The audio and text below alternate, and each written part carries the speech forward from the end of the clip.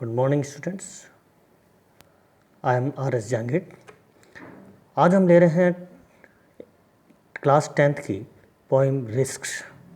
ये पोइम लिखी गई है जेनेट रैंड के द्वारा और इसमें इन खतरों के बारे में बताता है कि कौन कौन से खतरे हम अपने जीवन में उठाते हैं। रिस्क मीन्स होता है खतरे। To laugh is to risk appearing the fool. To laugh is to risk कि हंसने में खतरा है, अपीयरिंग द फूल मूर्ख प्रतीत होने का खतरा है। यदि हम हंसते हैं, if we laugh we fear people will call us fool. यदि हम हंसते हैं तो हमें यह डर है कि लोग हमें मूर्ख कहेंगे। To weep is to risk appearing sentimental. To weep रोने में इज टू रिस्क खतरा है। किस बात का खतरा है? अपीयरिंग सेंटिमेंटल, इमोशनल होने का। सेंटिमेंटल कहता है इमोशनल, भावुक होने का खतरा है। रोने में भावुक होने का खतरा है। अर्थात यदि हम रोते हैं, इफ़ यू वीप तो people will call us sentimental, people will call us emotional. यदि हम रोएंगे तो लोग हमें इमोशनल कहेंगे। To reach out for another is to risk involvement.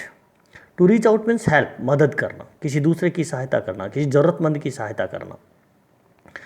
तो for another, if we help other persons, यदि हम दूसरे व्यक्तियों की सहायता करेंगे तो there is a risk of being indulged, तो वहाँ पर एक संलिप्त होने का खतरा रहेगा। there will be risk of taking active part in other persons with other persons, दूसरे लोगों के साथ एक्टिव पार्ट जो है, एक पार्ट लेने का जो है खतरा रहेगा। To expose feelings, expose means express, bring to light. Feelings is to exposing your true self. यदि हम एक्सपोज करते हैं, अपनी भावनाओं को एक्सपोज करते हैं, if we express our feelings before others, यदि हम अपनी भावनाओं को दूसरे के सामने अगर प्रकट करते हैं तो there will be a risk of showing our real personality. तो वहाँ पर हमारी जो रियल पर्सनैलिटी है, ट्रू सेल्फ का मतलब होता है रियल पर्सनैलिटी, हमारी रियल पर्सनैलिटी है, उसको एक्सपोज करने का, उसको दिखाने का जो है एक खतरा रहेगा। To place ideas and dreams before a crowd is to risk. हमारे जो आइडियाज़ हैं, हमारे जो विचार हैं, हमारे जो थॉट्स हैं, हमारे जो स्वप्न हैं, उनको दूसरों के सामने रखने में, एक क्राउड के सामने, एक लोगों के सामने, या भीड़ से मतलब लोगों से, उसमें खतरा है। किस बात का? इज़ टू बीइंग कॉल्ड नेव, कि हमें इनएक्सपीरियंस्ड कहा जाएगा, लैक ऑफ एक्सपीरियंस वाला कहा जाएगा, एक अनुभवहीन व्यक्ति कहा जाएगा।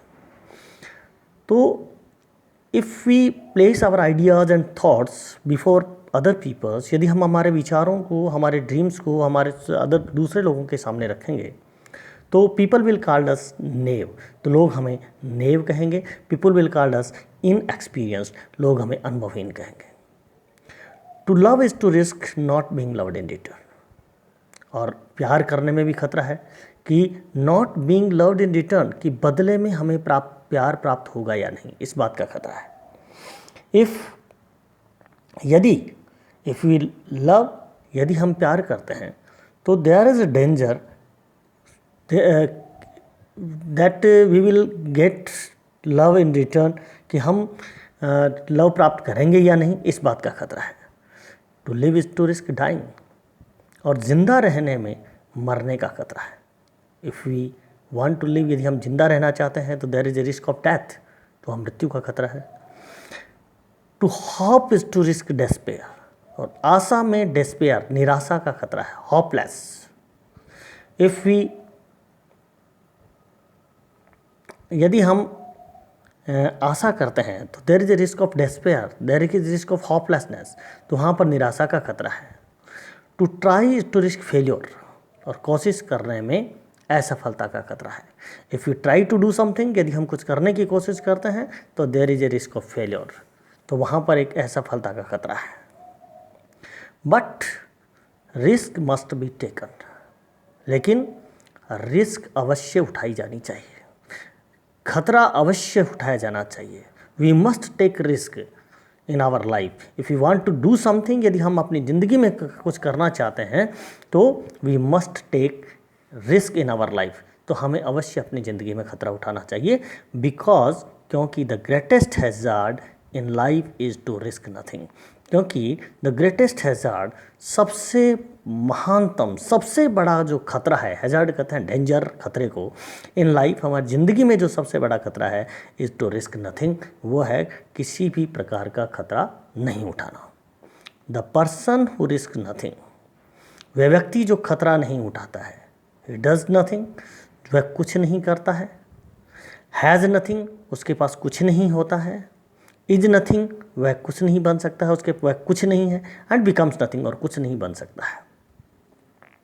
दे may avoid suffering, they may avoid suffering and sorrow, वो व्यक्ति जो खतरा नहीं उठाते हैं, the person, the people who do not take risk, वो व्यक्ति जो खतरा नहीं उठाते हैं, they may avoid suffering and sorrow, they may avoid suffering and grief, वो दुख को, पीड़ाओं को जो है वो अवॉइड कर सकते हैं, उनको टाल सकते हैं, but they can not learn in your anything in your life, in their life, वे कुछ अपनी ज़िंदगी में कुछ नहीं सीख सकते हैं। दे कैन नॉट फील, वे महसूस नहीं कर सकते हैं। दे कैन नॉट चेंज, वो चेंज नहीं कर सकते हैं। दे कैन नॉट ग्रो और डेवलप, वे अपनी ज़िंदगी में विकसित नहीं हो सकते हैं। दे कैन नॉट लव, वे प्यार नहीं कर सकते हैं। And they can not live, और वो जिंदा नहीं रह सकते हैं।